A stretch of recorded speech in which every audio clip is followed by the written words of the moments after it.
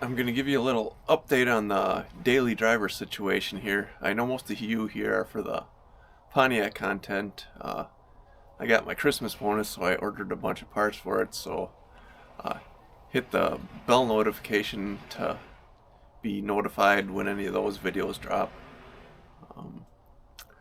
The Pontiac is parked at the shop, and I've been driving the 2002 Beetle daily.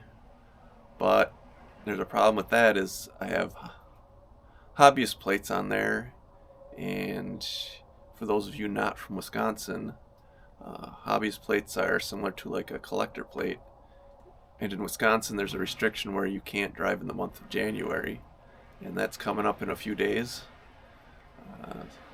so I have to get the other car working. So these are the tires that I hauled to the shop in the Pontiac in the other video. They're Lexani Quattro Tempo AW. They're a all-weather tire instead of all-season, and they actually work pretty decent in the snow. I'm not sure how well they work on glare ice because they're a slightly harder compound than a dedicated snow tire, but it's been working well and it'll get me through the next few days. It'd be nice to be working on this at the shop with heat, but at least I've got a lift outside here so I don't have to roll around in the snow.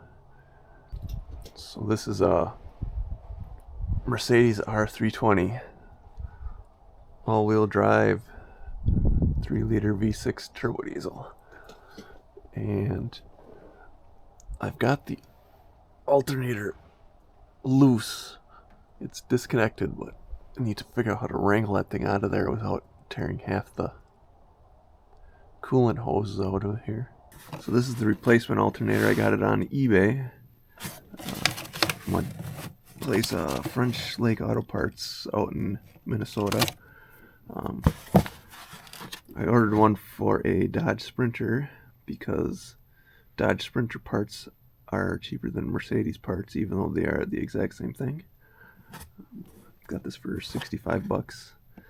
Hopefully that'll fix the problem.